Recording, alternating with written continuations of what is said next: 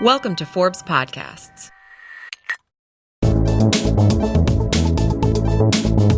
Hi, everyone. Welcome to Unchained, a Forbes podcast produced by Fractal Recording. I'm your host, Laura Shin, a Forbes contributor covering blockchain, cryptocurrencies, and fintech. Thanks for tuning in. If you've been listening to the show and like what you've been hearing, please review, rate, and subscribe to Unchained on iTunes or wherever you get your podcasts. It helps spread the word about the show.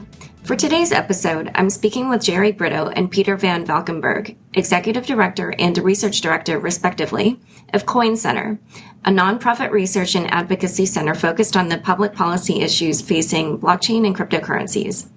Hi, Jerry and Peter. Welcome to the show. Thanks for having us. Hi. Jerry, let's start with you. How did you learn about Bitcoin and blockchain and come to found Coin Center? So I first heard about Bitcoin in February of 2011 on a security podcast that I listened to, and it sort of hit all the right buttons for me. My whole career I'd spent in technology and policy, and I sort of fell down a rabbit hole. And I was very lucky to be in the right place at the right time, somebody working in technology policy in Washington, D.C. at a time where very few people were paying attention to this. And so I began to write about it, began to ask people around town in D.C. On the Hill, a federal agency, so are you guys thinking about this? And people really weren't. And some who sort of had closer jurisdiction maybe had sort of heard of it and knew they should be paying attention, but they weren't. And so again, I was at the right place at the right time, began to write about it. I was at the Mercatus Center at George Mason University at the time, and eventually developed something called Bitcoin, a primer for policymakers, which was an introduction to the technology, how it works, why it's important, and what are the regulatory implications. And in 2013, helped the Senate Homeland Security Committee develop the first hearings on Bitcoin, testified at those hearings. So again, just really was very lucky to be at the right place at the right time to sort of be the DC guy on this technology.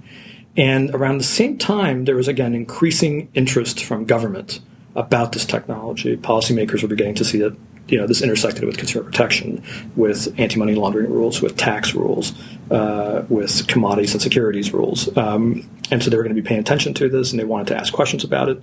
But there was nobody, they couldn't pick up the phone and call Bitcoin.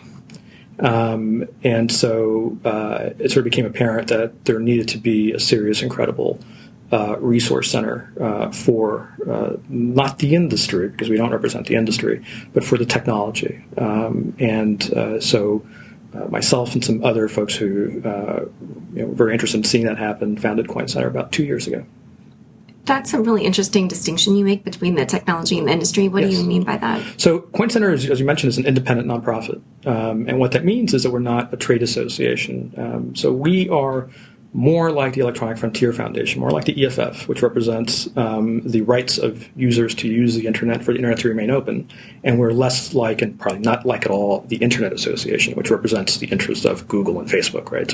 So while the Internet Association and the EFF have lots in common, a lot of the same interests at stake, one represents industry and you have corporate members that direct the organization. The other is an independent nonprofit that sets its own agenda and is really looking out for the technology to remain free and open. And that's what we are.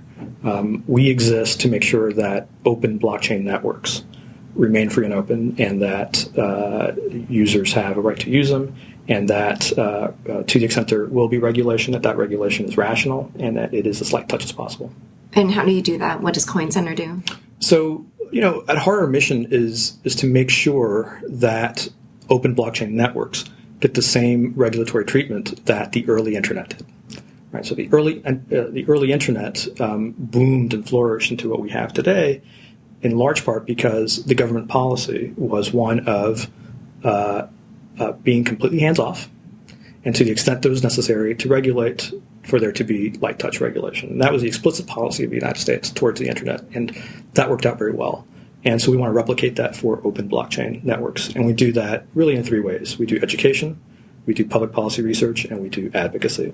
So the education piece is where we spend probably most of our time, especially half over the past 2 years, and that is simply making sure that regulators, members of Congress, folks in state legislatures at all different levels have the information that they need about technology. How does it work? Just basic clear up any misunderstandings about how the technology operates and how it works, and we answer those questions. What regulations might be affected? And so we do that through backgrounders that we publish that are sort of short, just the facts, sort of primers on discrete topics of the technology. Those are all on our website. We do that through one-to-many briefings, one-on-one briefings, meetings. Now, as we have these conversations, eventually we get to questions where we don't have the answers to those questions. And that's because they're typically questions of law and policy, where the law has outpaced, or I should say the technology has outpaced the law, where the technology now allows for things that the law never contemplated. And so there's a gray area, there's a gap, and regulators are going to be looking to fill those gaps. And so that's where the second thing that we do comes in, and that's policy research, and really what Peter leads at Coin Center.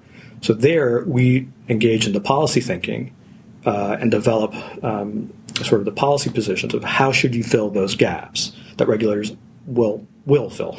If left to their own devices, they will fill them, but we want to help them by developing thinking that says, here's the gap, here's the issue, here are different alternative ways that you might fill that gap, and here's our preferred route, because it's a route that allows you, the regulator, to meet your ends.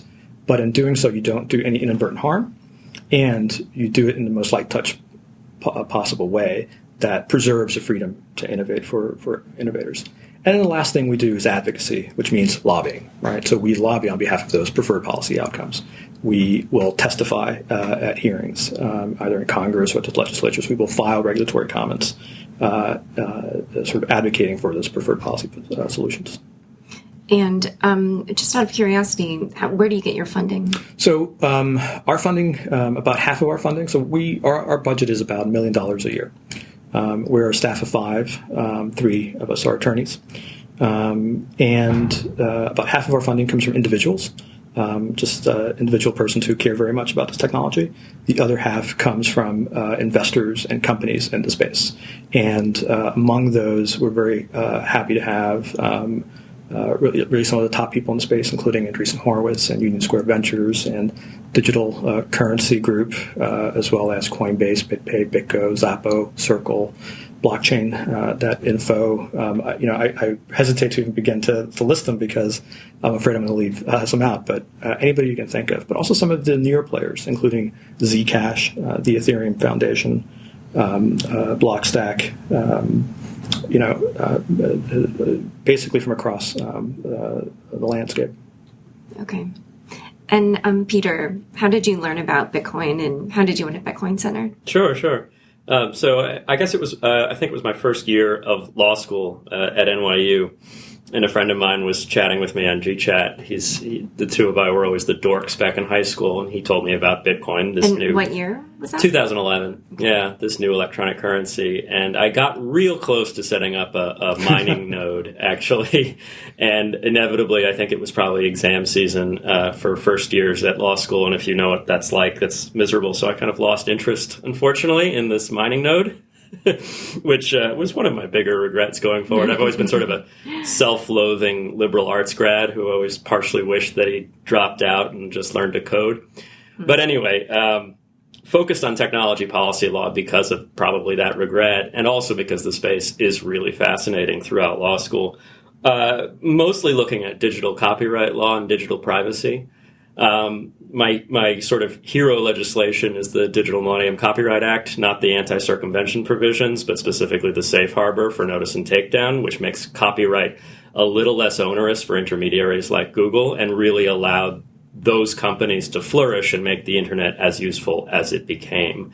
And I always think that without those laws, we would have seen probably the migration of a lot of companies away from the U.S., and Silicon Valley would probably not be the thing that we know it all today as this hub for innovation. So I thought I'd be focusing on copyright, and like I said, digital privacy. It wasn't long after that the Snowden revelations came out after I graduated from NYU Law. And I worked at a think tank in D.C. Under a Google Policy Fellowship grant, which is a fantastic program, but again, still working on say, copyright issues and privacy, and keeping Bitcoin in the back of my head, something that I would tinker with and play with and think about, and regret not mining those years earlier. Until Jerry, we share a lot of mutual friends from his time at Mercatus and George Mason. Jerry came to me and said, "Hey, Peter, do you want to be the director of research at a Bitcoin think tank?" And I think I laughed and I said, that's ridiculous. No such thing exists, and nobody in their right mind would do that. But then minutes later, of course, said, absolutely yes. Where do I sign up? And that was 2 years ago now, a little bit more now, and we've just been making a go of it. And it's been by far the most exciting legal policy work I think I could have ever imagined. Probably more exciting than what I imagined, because copyright and digital privacy are areas that the internet disrupted existing expectations of what could be enforced. A lot has already happened. A lot's already been written. And in many cases, we're at a sort of stalemate between the need to enforce existing laws and the capabilities of the technology, and where we draw the line as to what's possible and what needs to be prohibited. Whereas with Bitcoin, that line is not a line. It's a big, big, fuzzy gray area. And that means there's so much work that I think we can do to move the needle on the future of permissionless innovation here, as compared to, say, with more traditional internet technologies. And so what has your role been at Coin Center? Sure. So I'm the director of research, which means a few things. So as Jerry said, our main job, especially in our first year of operation, was education. Somebody at the Treasury, someone in Congress, or a staffer, they want to be able to call Bitcoin to ask, hey, what are you doing? There is no CEO of Bitcoin, so Coin Center plays a role where we can help educate them about what the technology is, what people are doing with it. And so for me, that means especially coming out with a series of really plain English explainers that in 2,000 words or less deal with a discrete topic of the technology. So something like how private is it? How anonymous is it? Because, of course, there are these rumors that Bitcoin is this perfect, nebulous, dark network that is perfect for facilitating, drug deals and things like that.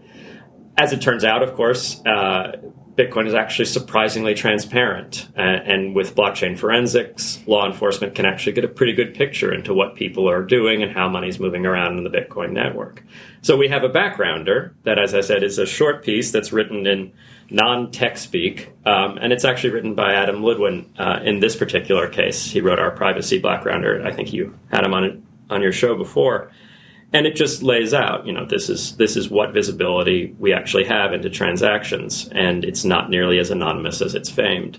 And we also write some of the backgrounders. I had the luxury of getting to write the backgrounder on mining, which is always sort of the doomsday question when you're talking with a policymaker. They'll say, okay, sure, peer-to-peer money, that sounds great, but what's this mining thing? Mm-hmm. And there's all kinds of issues there, stemming from, in part, the choice of the word mining, when in reality what they're doing is validating signatures on transaction messages and being rewarded for that.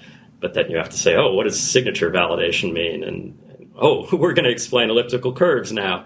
Mm-hmm. So finding a way to explain that, any number of other things in plain English is a big part of my work. But then, as Jerry said, whenever we have conversations with policymakers about what the technology enables, inevitably there comes this point where they say, well, we regulate some of those activities.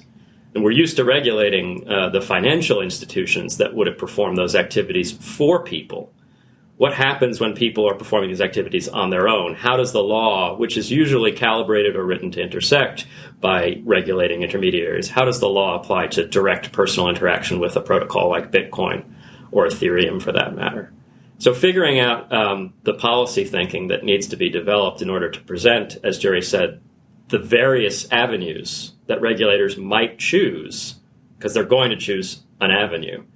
Being able to present those different avenues, what it would look like to regulate in one way versus another, and then also finally advocate for an avenue that we believe would allow the regulator to feel like they've upheld their statutory obligations. They are tasked by Congress to regulate, but still preserve the freedom to innovate. That is always an interesting question in this space. So to go back to the Digital Millennium Copyright Act, for example, you had copyright liability that applied to third parties who shared content, basically. So the user uploads a video to YouTube and Google gets in trouble, even though it wasn't Google that uploaded the video. The DMCA was an avenue of enforcing copyright law that still had some fidelity towards the purposes of copyright law. We're still going to enforce some of copyright law here, but we can't do it in a way that presents massive liabilities to Google, so we choose a compromise. We choose the notice and takedown system. You can ask to have a video removed, and if Google has a system for allowing people to ask and complying with those asks and challenging them when they're frivolous, then we can move forward. With Bitcoin, it's very much the same thing. So multi-sig wallets is a great example. Some of the stuff that, say, like Ben and Mike at BitGo have worked on. In a multi-sig wallet situation, you have someone who looks almost like a financial institution. You know, there's this wallet product. The customer puts their Bitcoins in this online wallet product, right? But for those of us who know the technology, BitGo's wallet and any multi-sig wallet is much more exciting than that. It's not that you're giving your Bitcoins to a company. It's that they've given you a software platform that will allow you to generate these 3 keys, and you, the customer, can hold 2 of them, and BitGo's just there holding a 3rd key in case anything ever happens to one of your keys. So this is a great situation for, say, consumer protection in the financial context, because BitGo is not a fiduciary custodian in this case. If they were to get hacked, or if those guys were to go crazy, which they're not going to, they're awesome guys, but if something terrible was to happen to BitGo, the consumer still has control over their money. That's an amazing new business model as compared with the normal custodial, we hold your money for you type model that you see in financial institutions. How does consumer protection regulation apply to a company like that? Should they get a money transmission license? We don't think that makes sense at all, because they're not custodial. They don't have that sort of solvency risk. But how do you write or interpret existing money transmission laws such that BitGo is not included in those existing regulatory rules? Basically, you need to come down to a definition of what it means to actually control Bitcoins on behalf of someone else. And BitGo, as I think many people would agree, and we've made good progress convincing many policymakers on this point, does not have control of your Bitcoins. They store 1 key of 3. They are a backup recovery service. They are not a custodian. So coming up with that definition of control, trying to get it into new regulations when they come from the states, say the New York Bit License or California's AB 1326, trying to make regulators aware of the differences between, say, a multi-sig wallet, a software wallet, and a hosted wallet or a fully custodial wallet. That's where the policy research really comes in, where we try and develop legal language and advocacy materials that will push for, as I said, this way forward where we can still protect consumers, but do it in a way that doesn't jeopardize the vibrancy of the technology and the vibrancy of the American innovative scene. These details are super fascinating, like these kind of, case examples that you're giving. Like, I love that story. And I know Coin Center recently celebrated its 2-year anniversary. What have been its main accomplishments during that time? And, if you have really specific examples like that, that's great. So, I think you can divide it into 2 buckets. One maybe is more on the defense, the other one more sort of proactive. And on the defense, again, it's kind of hard to point to any one thing because it's more about education and making sure that policymakers don't make easy to avoid mistakes. And it's making sure that regulators understand the technology and don't do something stupid. And it's hard to tell stories that don't make a particular policymaker look stupid. But we've had situations where a member of Congress will be very concerned about the illicit uses of Bitcoin or other cryptocurrencies, and they may be thinking of holding a hearing about this, and we're able to go in there and talk to them when they're thinking about that, and say, you really don't need to hold a hearing about this because we're happy to answer all your questions, and actually law enforcement is doing very well, going after bad guys here, and also this technology is making consumers much better off. It's something that you would appreciate, and then the hearing doesn't happen. So a lot of that is what we do is sort of avert things that could otherwise go wrong. More behind the scenes. More behind the scenes. It's like the FBI. Then you only get noticed for your failures, never for your successes. That's in right. That case. That's right. On that front, I mean, on sort of the one thing we have done is we helped found something called the Blockchain Alliance, which is a public-private forum between law enforcement and many of the companies in the industry, as well as academics and nonprofits like Coin Center. Yeah, Jason and Alan were on the show. Yeah, great. Mm-hmm. And so you know what it does is very simple. It's just sort of a clearinghouse where when law enforcement has questions about the technology or where we send a subpoena, they have a clearinghouse of being able to talk to exchanges and others in the industry who might be able to answer those questions. And it's also very good because it does a couple things. It provides a clearinghouse service. Number two, it helps law enforcement understand the limits of what they can expect the industry and ecosystem to do. Because there's some questions that an exchange can't answer because they don't have the information. And so making sure law enforcement understands the limits of what they can expect and ask is I think, valuable to everybody. At the same time, these are small startups that are sometimes being overwhelmed by law enforcement requests. And to the extent you can streamline those, that also helps the small startups. I think on the more proactive side, it's a lot of the work that Peter was just talking about, which is developing the policy thinking that hopefully will become the policy that's adopted. And so I'll give you some examples with that. Peter was talking about definition of control, which is very important because those companies that have control of consumer funds are likely going to be subject to regulation. They're going to be subject to licensing, subject to anti-money laundering regulations, et cetera, et cetera. But those who do not have control should be completely outside of that. So defining control is very important to make sure that we exclude multi-sig providers, that we exclude miners, that we exclude nodes on the Lightning Network, that we exclude software wallets. It should all be excluded. And so I'm very happy to say that we've developed good policy thinking, good language about what that definition is. And it is one that now I think is large. It's becoming sort of the consensus definition. And for example, the Uniform Law Commission, it is in its current draft of its national Uniform Act for digital currencies. We hope that will pass next year. So that's very important to us. What does that? Give me more details. So basically, as you know, each state has its own money transmission licensing regime. So for example, the New York BIT license was probably the first one, but each state has its own.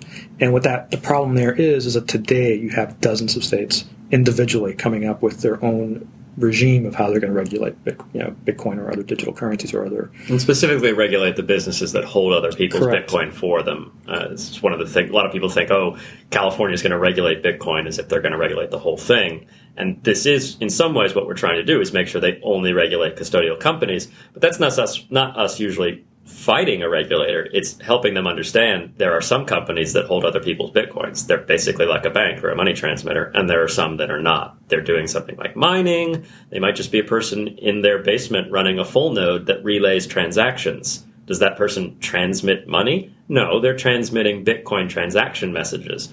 But that's by no means a clear or obvious distinction to someone who doesn't understand the technology. And that's an important point because I think a lot of people think that we, Coin Center, is pushing for regulation. We want to see Bitcoin regulated, or we want to see these companies regulated. And that's not the case. We think about it this way. If we say nothing, regulators will regulate. And that regulation that they develop will encompass not just the custodial companies, but it will encompass potentially the miners and the Lightning nodes and this person in their home who has a node that they're running in, or, it's going to encompass all these people. So the alternative to that is that, yes, we advocate for regulation, because there will be regulation, that is much more limited. And limited to only those people who really should be regulated because they are holding customer funds and posing a risk. So that said, you have to do that state by state because each state is developing its own law. And that's very cumbersome and unwieldy. And then you have, you can imagine being a company that needs to get 50 licenses. It's very expensive, time consuming, and each state's going to have a different law, just a little bit different. So the Uniform Law Commission is a national body of mostly academics and some regulators, and they develop uniform laws. So, for example, Uniform Commercial Code, which governs contracts, which is adopted by just about every state in the country, comes from the ULC. The ULC develops uniform laws that then the states are free to adopt. And today they're developing a Uniform Digital Currency Act. Uniform Regulation of Digital Currency Business Act. It's a great, I don't even know what the abbreviation for that would be. It's ugly. So something like that. So our definition of control has been influential there. And then same thing in security space. Our thinking on securities regulation of cryptocurrency issuance, I think has been very influential.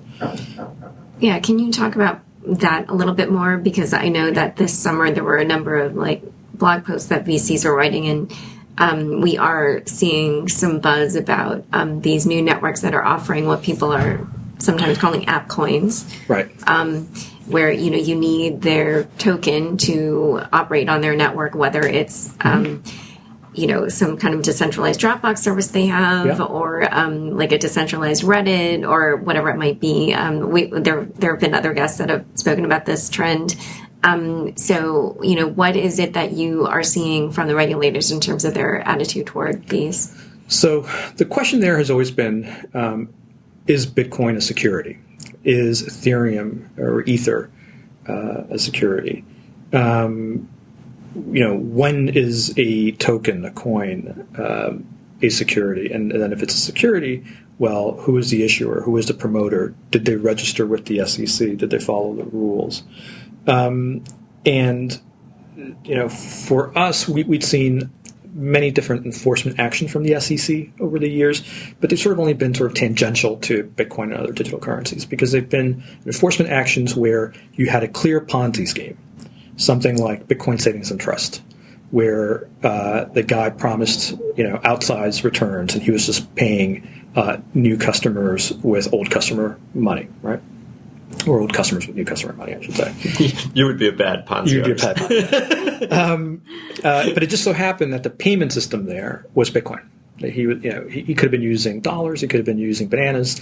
It just so happened that it was Bitcoin. And then when the SEC enforced against a typical Ponzi scheme, Bitcoin is in the headline. Yeah. And the SEC had to say something like, investments made using Bitcoin are still investments under our test for securities. Right. But that's a fairly obvious thing. You're not going to suggest that people never invest Bitcoins in things. Right. Of course they do. What we saw, though, and this is probably a year and a half ago, what we saw, though, is that there would soon come a case, there would soon come a time when the SEC would have to bring an enforcement action against a Ponzi scheme of some kind where the security in question was, in fact, a cryptocurrency. Right? And what very much looked like that was a case called Paycoin. And the SEC is presently investigating Paycoin. And Paycoin was an open cryptocurrency network with mining. It was a staking. I keep saying mining, but it keeps correcting me. It's proof of stake, not proof of work. But it is an open source code repository that was forked from Purecoin, which was forked from Litecoin, forked from Bitcoin. Just as so many other altcoins have been forked and developed, many of them totally not scams, very interesting projects. Ethereum probably being one of the most interesting and certainly most well adopted, second to Bitcoin right now. And so, when SEC, they're investigating now, they probably will charge the folks who issued Paycoin and promised the people who were buying Paycoin from them that Amazon would soon integrate Paycoin.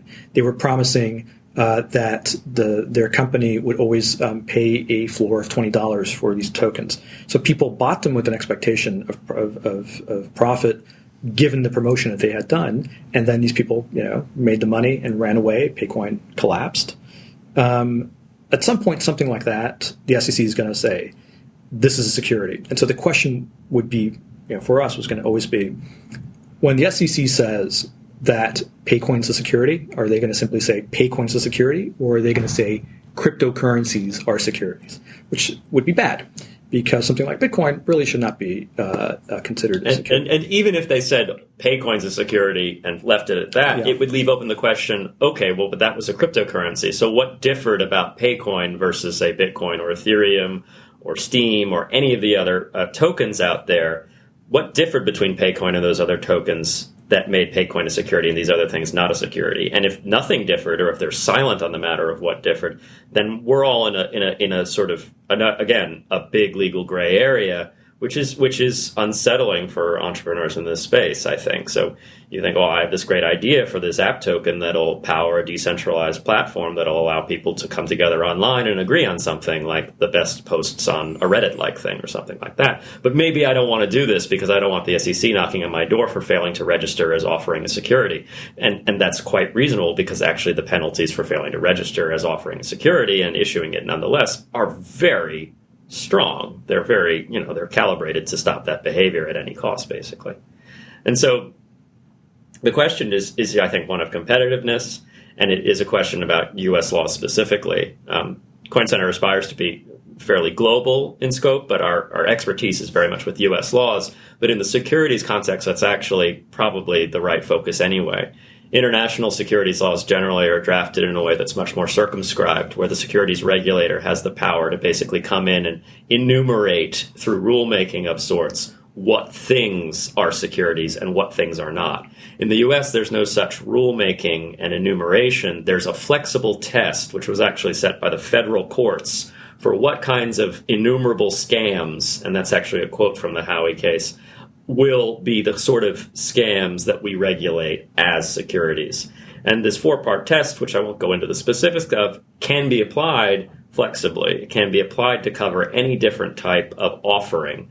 And potentially something like Paycoin would fit very well into that test. Well, can you actually go into the specifics? Because as far as I can understand, I think that can be explained briefly. We'll geek out. It'll be good. So the Howey test has 4 parts. It's an investment of money in a common enterprise with the expectation of profits dependent or reliant on the efforts of a third-party promoter. Investment, common enterprise, expectation of profits, third-party promoter. And if you meet these, then you are a security. You're issuing a security, in which case all these regulations apply. Right. So you can see how this is an open test. And actually the case where that test was formed was a case about an orange grove. So it's the Howey test, and the guy in question in this case was W.J. Howey, who owned an orange grove in Florida. He would invite rich New Englanders to come vacation, a winter in Florida, stay at the hotel near the orange grove. He tour the orange grove with them, and the New Englander would say something like, "Oh, the orange groves, they're so beautiful." And then W.J. Howey would say, "Well, it's funny you should say that. The groves are for sale." And then they basically negotiate a deal where the New Englander would buy I'm a New Englander. I'm sorry I'm making New Englanders sound like suckers. But the New Englander would buy a small tract of the grove. So he's partitioning this multi-acre orange grove into little pieces. And you would own this land. You'd have a deed to it, basically. But you'd also sign a contract with W.J. Howey where he would maintain the trees, pick the fruit, take the fruit to market, sell it, get a good price, and give you the profits from your piece of the orange grove. And what the Supreme Court said in the Howey test was, this is not a real estate deal. This is not people buying land in Florida because they want to live on it or develop it themselves. They're investing their money in this common enterprise of growing oranges. They're expecting profits because they expect the grove to be profitable. And they're relying on W.J. Howey to make this grove profitable. This is a security. This is the thing we're supposed to regulate. It doesn't matter that there's no stock certificate or formal or the formalities of offering a share. It doesn't matter that all you have is what they call in the case a nominal interest in the assets of the enterprise. So I know I just seem to just talk about oranges for the last 2 minutes, and this sounds like crazy. Bitcoin. It's just like Bitcoin. Well, no, it's just like Paycoin. It's not like Bitcoin, though. It's not like Bitcoin. And so our framework basically goes in and looks. And just to say what our framework is. And so you're asking about what sort of things we do, sort of things we accomplish. So seeing that this was going to come, we develop a framework. This is part, and it's available on our website. Our money transmission framework is there. Our securities framework is there, where we lay out the Howey test and we say, this is how it applies. Mm-hmm. to Peercoin. Here's how it applies to Bitcoin. These are different things. And also now it becomes very useful for people who are building Appcoin-based applications. So go ahead. Right. Well, So let's talk about how it's not, why Bitcoin is not. Yeah, exactly. So it's easiest to start with why Paycoin is. So because we can look at the Howey case. I'm selling off, pieces of land that will grow fruit, and you're getting get the profits from that. This is a profitable deal where you own a nominal interest in the assets of the shared enterprise. So Paycoin, Josh Garza, the guy who is the serial scam artist, actually, he had previous scams before this, who created Paycoin, is selling tokens from a decentralized, an open source, at least, cryptocurrency. You're buying nominal interests to the assets of this cryptocurrency as a common enterprise. And who are you relying on when you expect profits from Paycoin? You're relying on the guy who, as Jerry said, promised Amazon integration. Said Amazon's not working on a deal with Amazon. Amazon's not going to use Bitcoin. You're going to buy all your Amazon goods with Paycoin. You'll be able to buy anything you want. And you're going to rely on the guy who promised that in 2 months, after the pre-sale is over, we'll rebuy these Paycoins from you at $20 because they'll probably be worth more than that, but we want you to know that there's always a guaranteed minimum value. You're relying on this guy who's the only guy developing this software. I mean, it's a fork of Peercoin. So you go to the GitHub repository, you fork it, you put your brand on it. He changed like a couple lines of code, honestly, and there was some really sketchy stuff in there too. Like, so as I said, it's a proof of stake cryptocurrency where there's no mining. You stake some of your value to take part in the consensus mechanism, to do the transaction validation and to get rewarded. There were some staking nodes that were specifically identified in the code that earned supernatural returns. So basically, we have to ask ourselves, well, who are those special stakers? Of course, they were also the Paycoin developers. So everyone thinks this is just a very fair deal, very open technology. Really what this is a common enterprise led by one scammy dude taking in investment, giving out nominal interest to the assets of the common enterprise. Josh Garza, and they're relying on him. Josh Garza is W.J. Howey of the 21st century. Or maybe he's Charles Ponzi, actually, because the cloud mining operation he had set up before that, as I said, he's a serial scam artist, was an empty warehouse where he claimed to be giving you access to a Bitcoin mining rig. But as Jerry was saying, he was really just paying old investors with new investors' money. So the SEC is looking at Garza and has actually charged him for basically perpetrating a Ponzi scheme in this cloud mining operation. They're going to turn to the next thing he did, which is Paycoin. And they are looking into that now. So how is Bitcoin different? So how is Bitcoin different? How can they say Paycoin, selling these Paycoins is a security, but selling Bitcoins isn't a security? And there are a number of things here. So we go through the prongs. Was there an investment of money? Well, people do invest their money in Bitcoin. You need to meet all the prongs, though. So if that one's met, we're not doomed yet. Common enterprise. With Bitcoin, this is a really difficult thing to actually get your head around. Bitcoin isn't really a common enterprise in the way that a going concern or a corporation is a common enterprise. Bitcoin's like an industry. There are all of these unaffiliated individuals, unaffiliated developers, unaffiliated corporations and companies working loosely together on the Bitcoin project, very much like there are many people in the gold industry. Some of them are mining it out of the ground. Some of them are making jewelry out of it. Some of them are finding industrial uses for gold.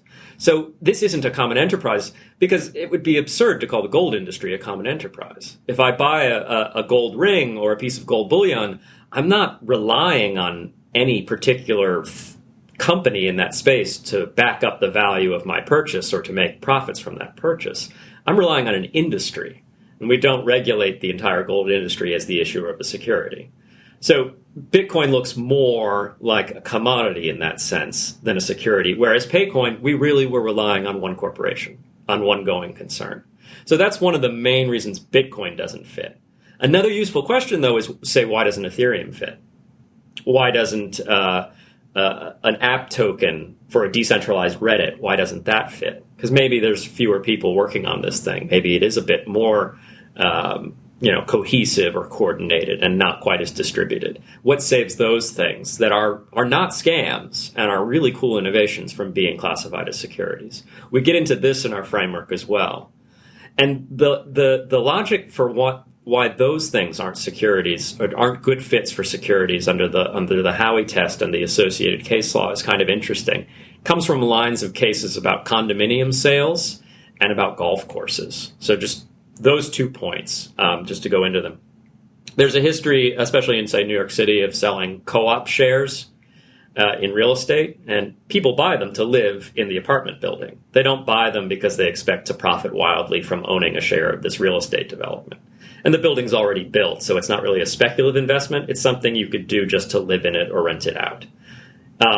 In a number of cases, the federal courts have said that those are not securities, owning those shares. Even if they appreciate in value. Even if you buy them with a speculative intent in mind, you buy them because you could use it, because you could live there. It is an actual, It's got utilitarian value. Right. It's not simply. Yeah, of course, if you buy the apartment in the giant tower in New York City right now that has 10-foot by 10-foot windows and is taller than the Empire State Building, you probably are expecting that it's going to be a good investment.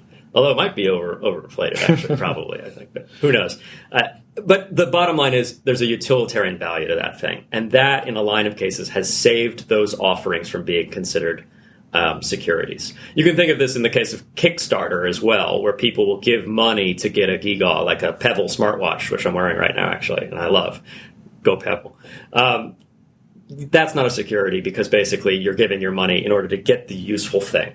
I have this watch. That's what I want. So something like Ethereum is useful. You actually need Ether in order to run smart contracts. There's a lot of buzz about smart contracts, but there are some fundamentals there that are very real. The programmatic algorithmic control of money to do cool things, to automatically pay people for providing valuable computing resources, to automatically pay people dependent on the results of some sort of smart contract that measures, I don't know, whether it's raining in Peoria or not. Those are really cool applications. And the only way you can build an open, decentralized platform for powering smart contracts is by having a scarce token that rewards people for giving their computing power to that shared network as a resource.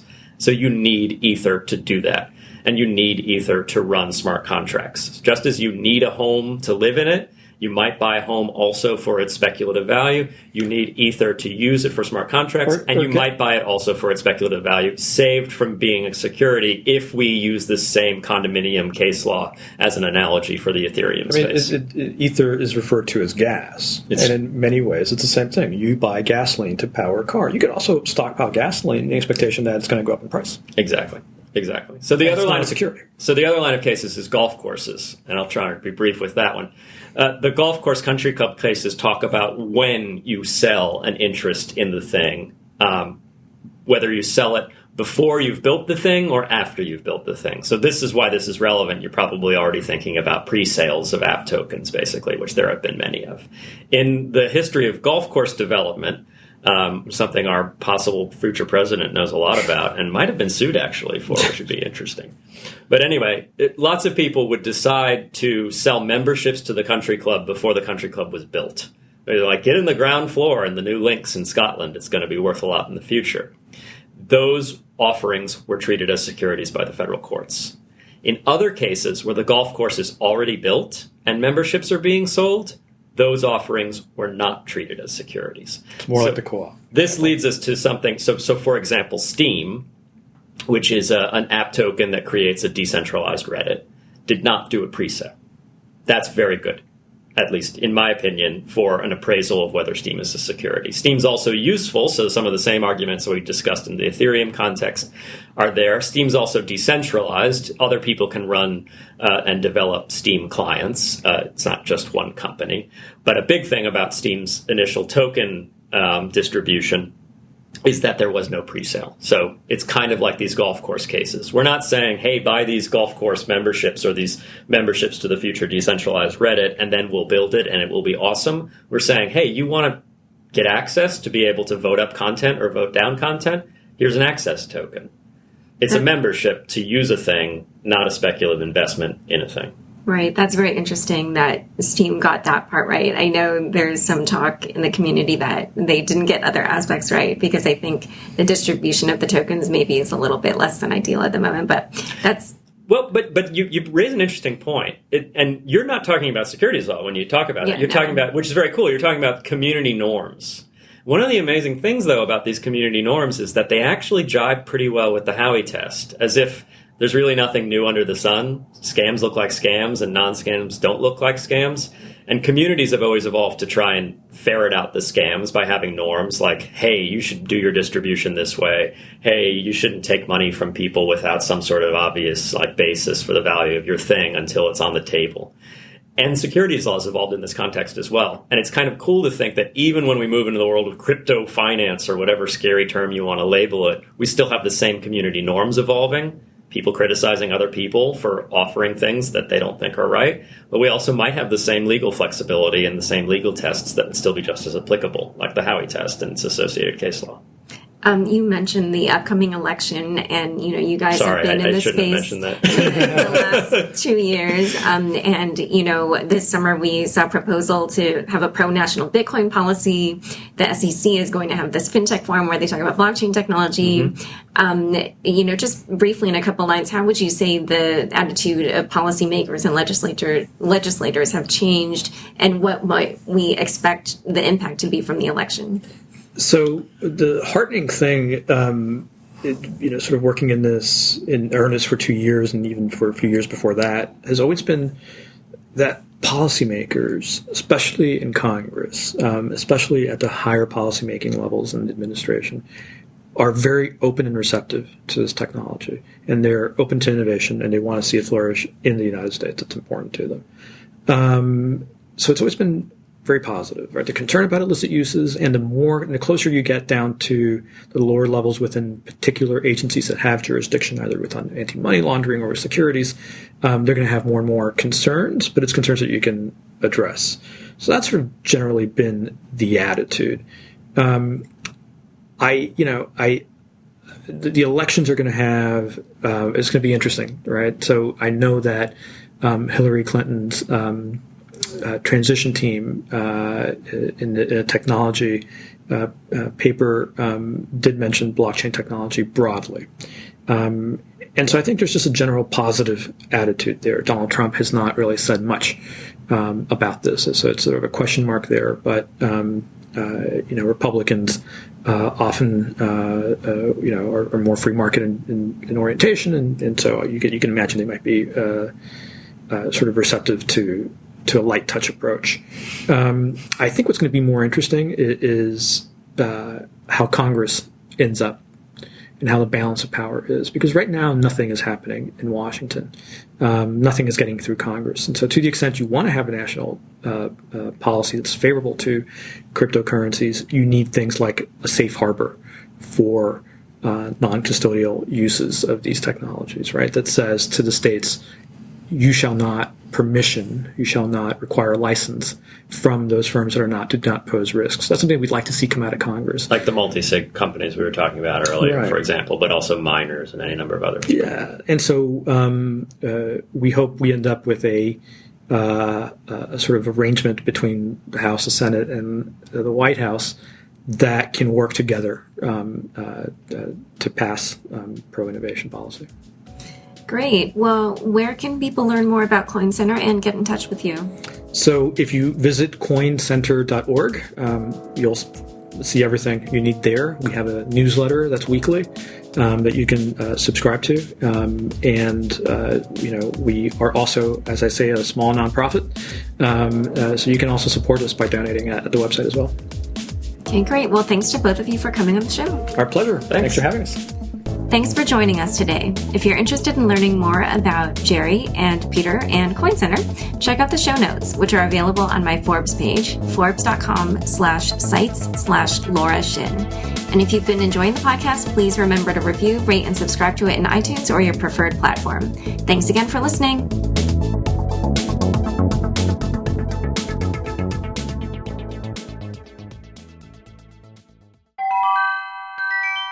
You just enjoyed a Forbes podcast. To learn more about our other shows, visit Forbes.com/podcasts. Thank you.